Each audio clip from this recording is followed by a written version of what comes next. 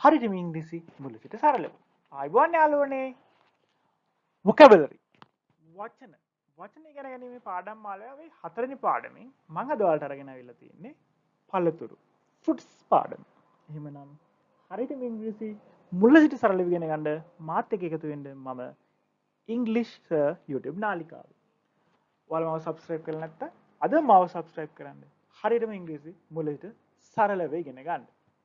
හොඳයි. අපි බලමු එහෙනම් අපි එදිනදා ජීවිතය අපි භාවිතා කරන fruits පළතුරු කීපයක් හඳුනා ගන්න. fruits කියන්නේ යාළුවනේ පළතුරු වලට. පළවෙනියෙන්ම අපි බලන්න යන්නේ හරියම ලේසි පළතුරක් apple. apple වලට ඉංග්‍රීසියෙන් කියන්නේ යාළුවනේ apple කියලා. apple. ඊළඟට amberella. amberella වලට අපි කියනවා amberella කියලාමයි කියන්නේ. amberella. ඊළඟට අපි කතා කරන පළතුරු තමයි කජු. කජු වලට කියන්නේ cashew.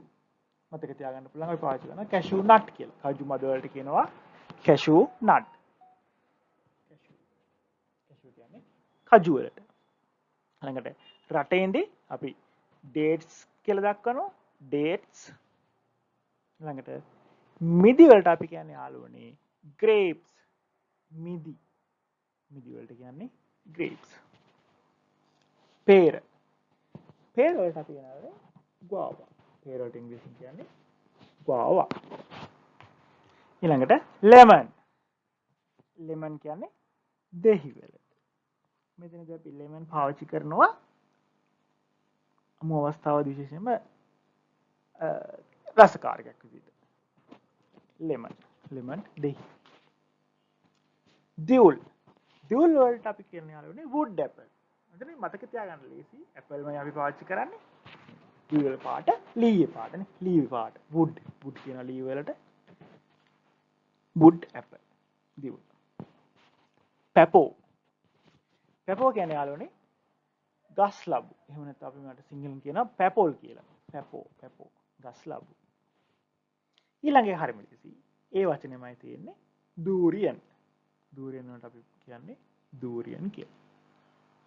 ඊළඟට අපි කතා කරන්න යන්නේ ජම්බු. ජම්බු වලට ජම්බු කියලා කියන්නත් පුළුවන්. ඒ වගේම අපි තව වචනයක් පාවිච්චි කරනවා rose apple. ජම්බු. අපි බලමු තව පළතුරු කිහිපයක්. ජනප්‍රිය පළතුරක් mango. කියන්නේ යාළුවනේ අඹ වලට.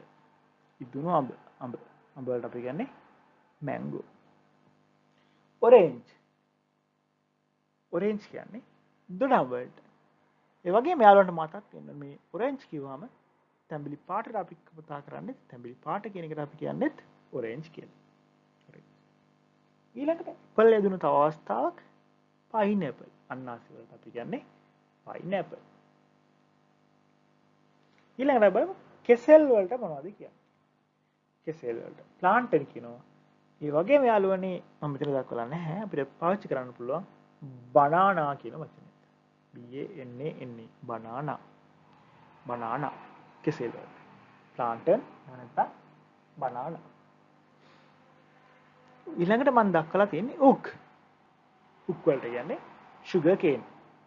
අපි උක් පාවිච්චි කරනවා සීනි ලබා ගැනීම සඳහා. sugar cane.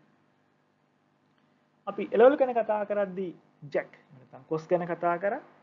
කොස් ඉදුණාම අපි ඒවා වරකා විදිහට පාවිච්චි කරනවා. වරකා. පැණිරස වරකා. මේක පළතුරක් විදිහට අපි හඳුන්වනවා. වරකා වලට අපි කියන්නේ ripe jack. ඉදුණු කොස් ripe jack. ඊළඟට pear. pears වල තමයි pears. පැණිකොමඩු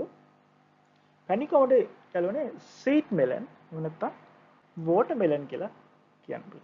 sweet melon, watermelon පැණිකොමඩු වලට. rambutan වලට අපි rambutan කියනවා. වෙන විශේෂ වචනයක් පාවිච්චි කරන්නේ නැහැ rambutan. හොඳයි අර. අද වීඩියෝ එකෙන් අපි කතා කරේ පළතුරු පිළිබඳව. එහෙමනම් තවත් වීඩියෝ එකකින් අපි හමු වෙමු. මම ඉංග්‍රීසි YouTube නාලිකාවෙන් හරියටම ඉංග්‍රීසි මුල සිට සරලව ඉගෙන ගන්න මාත් එක්ක එකතු වෙන්න. Thank you.